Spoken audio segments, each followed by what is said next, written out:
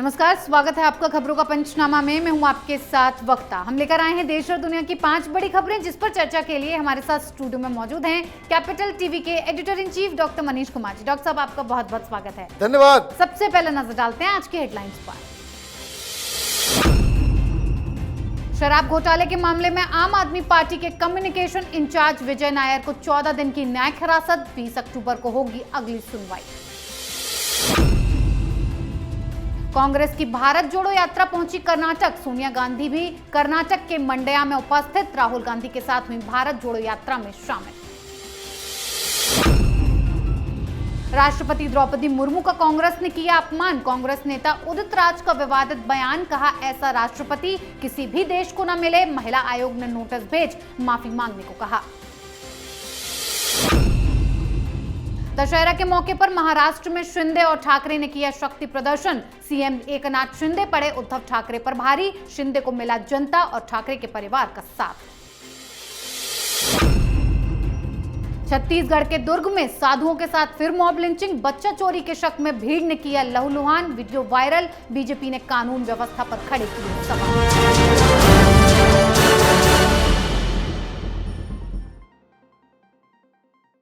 सबसे पहले खबर की शुरुआत आम आदमी पार्टी को लगे बड़े झटके से करते हैं। शराब घोटाले मामले में गिरफ्तार आम आदमी पार्टी के कम्युनिकेशन इंचार्ज विजय नायर को कोर्ट ने बड़ा झटका दिया है और 14 दिन की न्यायिक हिरासत में भेज दिया है। दिल्ली आबकारी नीति में आरोपी नंबर 5 विजय नायर पिछले 8 दिनों से सीबीआई रिमांड पर थे और अब उन्हें सीबीआई के कहने पर जेल भेजा गया है। इस मामले में अगली सुनवाई 20 अक्टूबर को होगी और आपको ये भी बता दें कि इस मामले में दिल्ली के उप मुख्यमंत्री मनीष सिसोदिया भी आरोपी हैं। डॉक्टर साहब, विजय नायर को 14 दिन की जेल, क्या करेंगे केजरीवाल? देखिए, केजरीवाल का ये बहुत ही खास व्यक्ति है विजय नायर, आरोपी नंबर 5।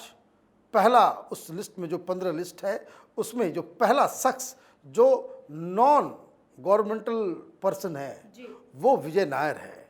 इसके ऊपर आरोप ये है कि इसने ही केजरीवाल और मनीष सिसोदिया के साथ मिलके इस तरह का आइडिया दिया, इस तरह की पॉलिसी बनाई। न सिर्फ पॉलिसी बनाई बल्कि उसको एग्जीक्यूट किया। सीबीआई के पास इस बात के सबूत है कि शराब माफियाओं के साथ मिलके ये पूरी नई नीति बनाई गई और विजय नायर वसूली का काम किया करता था। इसने हैदराबाद, मुंबई और दिल्ली, गुड़गांव के होटलों में कई बार शराब के वितरक, उसके मैन्युफैक्चरर और रिटेल शॉपकीपर्स के साथ मीटिंग की और कई सारे ऐसे लोग जिन्होंने पैसे दिए वो उनका कबूलनामा आज कोर्ट के अंदर। सीबीआई ने कहा कि हमारी तो पूछताछ हो गई, सीबीआई कस्टडी में थे वो अब तक, अब उनको जुडिशियल कस्टडी में तिहाड़ जेल भेज दिया गया है। तो ये केजरीवाल के लिए एक बड़ा झटका है। लेकिन एक दूसरा झटका भी लगा है। 2 दिन पहले से हम लोग लगातार एक स्टोरी कर रहे हैं कि बिजली का घोटाला केजरीवाल की सरकार ने की है। उस पे आज भारतीय जनता पार्टी ने प्रेस कॉन्फ्रेंस की और उन आरोपों को दोहराया जो पिछले 2 दिन से कैपिटल टीवी बता रहा था कि किस तरीके से डिस्कॉम कंपनियों के साथ मिलकर केजरीवाल ने 10,000 करोड़ का घोटाला किया है। बड़ी मुसीबत में है केजरीवाल। उनका ये जो गुजरात के पहले कट्टर ईमानदार का जो सर्टिफिकेट ये खुद को दे रहे थे, मुझे लगता है कि उस पे बहुत बड़ा कुठाराघात हो रहा है। जी डॉक्टर साहब, एक तरफ केजरीवाल के नेता जेल की हवा खा रहे हैं तो वहीं कांग्रेस अपनी डूबती नैया को पार लगाने के लिए हर संभव प्रयास में लगी हुई है। सोनिया गांधी 4 सितंबर को कर्नाटक पहुंची थी, जहां उन्होंने दशहरा पर एचडी कोट विधानसभा के बेगूर गांव में भीमना कोली मंदिर में पूजा अर्चना की और आज मंड्या से पदयात्रा में शामिल हुई, जहां वो कुछ दूर तक अपने बेटे राहुल गांधी के साथ चलती दिखाई दी। सोनिया गांधी कांग्रेस की पदयात्रा में ऐसे वक्त पर शामिल हुई जब पार्टी में अध्यक्ष पद को लेकर घमासान मचा हुआ है। लंबे समय बाद सोनिया किसी सार्वजनिक कार्यक्रम में शामिल हुई हैं और इसी बीच राहुल की सोनिया गांधी के शू लेस बांधते हुए एक फोटो भी वायरल हो रही है। डॉक्टर साहब, सोनिया गांधी के साथ इस रैली में खड़गे भी नजर आए, लेकिन प्रियंका गांधी कहीं नजर नहीं आई, क्यों? देखिए, खड़गे साहब का वहां होने का मतलब यह है कि एक तरीके से गांधी परिवार ने यह घोषणा कर दी है कि उनका ऑफिशियल उम्मीदवार खड़गे है। मतलब ये बेकार की जो मुक्केबाजी हो रही है, शैडो बॉक्सिंग, जी वो बेकार की है। नूरा कुश्ती की इलेक्शन हो रहा है, ये हो रहा है, वो हो रहा है। लेकिन ये जो सोनिया गांधी वहाँ पहुँची, उससे कोई फर्क नहीं पड़ने वाला। जब नाव में छेद हो तो आप कितना भी पानी निकालते रहो, उस छेद को अगर बंद नहीं करोगे तो नाव तो डूबना वो तय है। दरअसल मेरे हिसाब से एक इमोशनल कोसेंट बढ़ाने के लिए इसमें सोनिया गांधी वहाँ पे गई। ऐसा लग रहा है कि ये प्री प्लान था कि एक बहुत ही आज्ञाकारी बेटा है राहुल गांधी, इसलिए सूलिस बांधते हुए तस्वीर। और दूसरा 15 मिनट वो वॉक की होंगी और उनको बेटे ने कहा कि माँ तुम बहुत थक गई हो, अब घर वापस जाओ, अब बाकी का काम आपका ये श्रवण कुमार जो है वो देख लेगा। राजनीति इस तरह के घटिया स्टंट से नहीं की जाती। पार्टी की स्थिति खराब है, पार्टी हर जगह टूट की कगार पे है, नेता नाराज हैं। हर जगह जहां सरकार है वहां सत्ता की लड़ाई चल रही है, और जहां सरकार नहीं है वहां हर कांग्रेसी इस फिराक में बैठा हुआ है कि कब वो कांग्रेस पार्टी छोड़े और ऐसी पार्टी का दामन थामे जहां उनका भविष्य जो है वो उज्जवल हो जाए। तो बड़ी दिक्कत है। यात्रा वो करे 150 दिन का, 500 दिन का, इस टूट फूट की वजह से राहुल गांधी की यात्रा बिल्कुल निरर्थक हो गई है। जी बिल्कुल डॉक्टर साहब, एक तरफ कांग्रेस पार्टी भारत जोड़ो यात्रा से पार्टी को जोड़ने में लगी है, तो वहीं दूसरी तरफ कांग्रेस पार्टी देश की राष्ट्रपति द्रौपदी मुर्मू का अपमान कर रही है। कांग्रेस नेता उदित राज ने सीधा राष्ट्रपति को लेकर विवादित बयान दिया और ट्वीट करके राष्ट्रपति द्रौपदी मुर्मू को लेकर कहा कि द्रौपदी मुर्मू जी जैसा राष्ट्रपति किसी भी देश को न मिले, चमचागिरी की भी हद होती है। जिसके बाद भाजपा ने पलटवार करते हुए कहा कि इसी से तो पता चलता है कि कांग्रेस किस तरह से आदिवासियों के विरोध में खड़ी है। साथ ही राष्ट्रीय महिला आयोग ने भी उदित राज को नोटिस भेजकर माफी मांगने के लिए कहा है और सोमवार को बुलाया है। डॉक्टर साहब, कांग्रेस को क्या परेशानी है? राष्ट्रपति से बार बार अपमान करती है। देखिए, एक प्रथा है हिंदुस्तान में, राष्ट्रपति को एक नॉन पॉलिटिकल एंटिटी के रूप में जाना जाता है। सब लोग इसका आदर करते हैं। ऐसा नहीं होता कि अगर कांग्रेस पार्टी से प्रणब दा राष्ट्रपति बने, कांग्रेस के लीडर थे, तो भारतीय जनता पार्टी उनके बारे में खराब बोले। नहीं, ऐसा नहीं होता है। आप राष्ट्रपति बन गए, इसका मतलब आप राजनीति से ऊपर चले गए।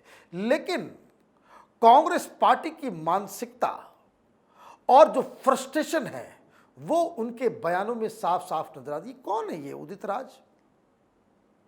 भारतीय जनता पार्टी में आए तो चुनाव जीत भी गए, कांग्रेस पार्टी ने तो उसे टिकट देने लायक भी नहीं समझा। आप इस तरह के भस्मासुरों को पाल के इसलिए रखते हो कि वो सोशल मीडिया पे गाली गलौज करे।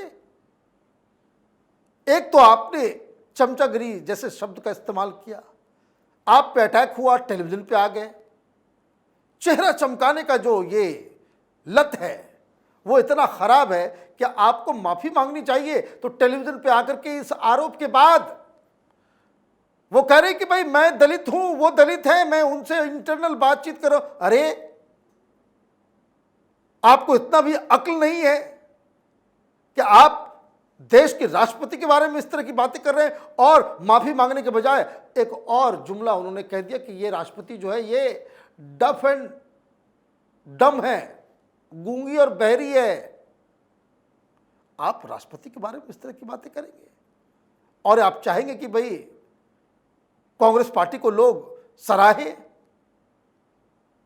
जिस तरीके से अपने पैर पे राहुल गांधी, सोनिया गांधी कुल्हाड़ी मार रहे हैं, जैसे पंजाब में कांग्रेस पार्टी खत्म हो गई, दिल्ली में कांग्रेस पार्टी खत्म हो गई, जहां इसका दबदबा हुआ करता था, पूरे देश से इन्हीं हरकतों की वजह से कांग्रेस पार्टी कमजोर हो जाएगी। जी बिल्कुल डॉक्टर साहब, कांग्रेस की मुसीबतें किसी न किसी रास्ते से आ ही जाती हैं। ठीक वैसे ही उद्धव ठाकरे का भी मुसीबतों से पुराना नाता है। एक बार फिर उद्धव की परेशानी शिंदे साहब ने बढ़ा दी है। दशहरा के मौके पर शिंदे और ठाकरे दोनों ने रैली करके अपना अपना शक्ति प्रदर्शन किया। शिवसेना के दोनों गुटों की तरफ से दशहरा रैलियों में गद्दार, बागी, बगावत जैसे शब्दों की गूंज सुनाई थी। दिलचस्प सवाल यह है कि इन दोनों रैलियों में सबसे ज्यादा भीड़ किसकी रैली में आई? इस सवाल का जवाब खुद मुंबई पुलिस ने दिया। इस दौरान एकनाथ शिंदे के साथ मंच पर उद्धव के परिवार के लोग नजर आए, जो ठाकरे के लिए एक और बड़ा झटका था। डॉक्टर साहब, उद्धव ठाकरे के लिए कितनी बड़ी हार मानी जाए? देखिए, बहुत बड़ी हार हो गई।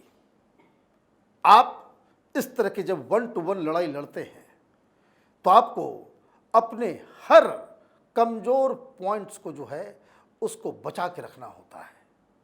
आप सिर्फ इसलिए राजनीति में टिके हुए हो और बार बार जिस तरह की भाषा का इस्तेमाल आपने किया कि अपने बाप का नाम लेकर के क्यों नहीं वोट मांगते? बाला साहब ठाकरे, उनके नाम पे किसी की कॉपीराइट नहीं है। आप बेटे जरूर हैं, लेकिन जो हिंदू हृदय सम्राट के विचारधारा को आगे लेके जाएगा वही सच्चा उत्तराधिकारी कहलाएगा।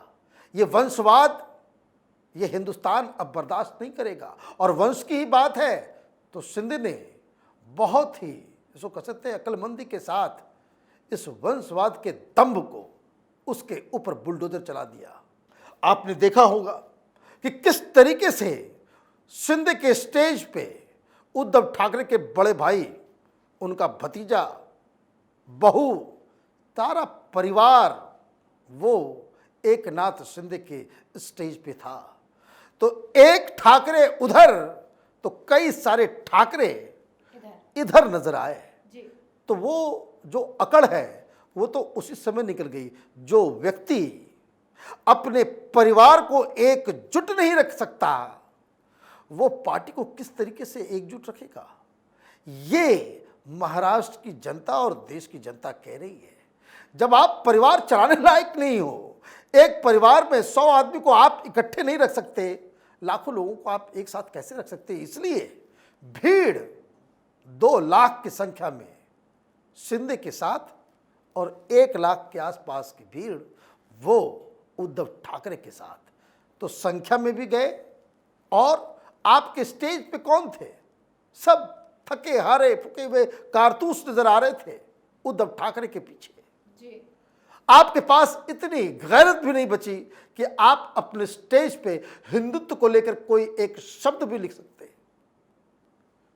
हिंदू हृदय सम्राट की विचारधारा को एकनाथ शिंदे आगे लेके जा रहे हैं और वो उन्होंने कल की रैली में साबित की है। जी बिल्कुल डॉक्टर साहब, तो रैली में जुटी भीड़ ने साफ कर दिया है कि अब महाराष्ट्र की जनता का और ठाकरे के परिवार का भरोसा शिंदे पर है, ना कि उद्धव ठाकरे पर। तो वहीं कांग्रेस सरकार पर सवाल उठ रहे हैं। मामला छत्तीसगढ़ राज्य का है और जहां कांग्रेस शासन में है। दुर्ग में भीड़ ने 3 साधुओं को बच्चा चोर समझकर इतना पीटा कि लहूलुहान कर दिया। इस मामले पर बीजेपी राज्य की कांग्रेस सरकार पर सवाल खड़ा कर रही है कि छत्तीसगढ़ में कांग्रेस की सरकार आने के बाद लगातार इस तरह की घटनाएं बढ़ती जा रही हैं। डॉक्टर साहब, आखिर बार बार साधुओं को ही निशाना क्यों बनाया जा रहा है और राज्य की सरकार क्या कर रही है? देखिए, ये एक मेंटालिटी और ये कहें कि ये सिखाया गया है, ये सब कॉन्शियस लेवल में हिंदुस्तान के समाज में डाल दिया गया है।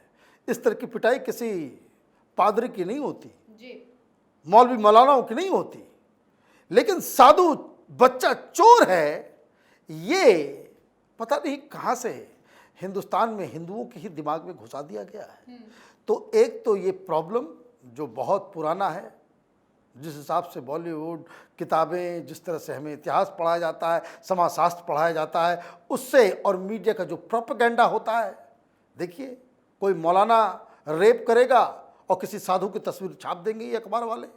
तो ये धीरे धीरे करके ये दिमाग में भरा गया है। तो पहली चीज़ तो ये।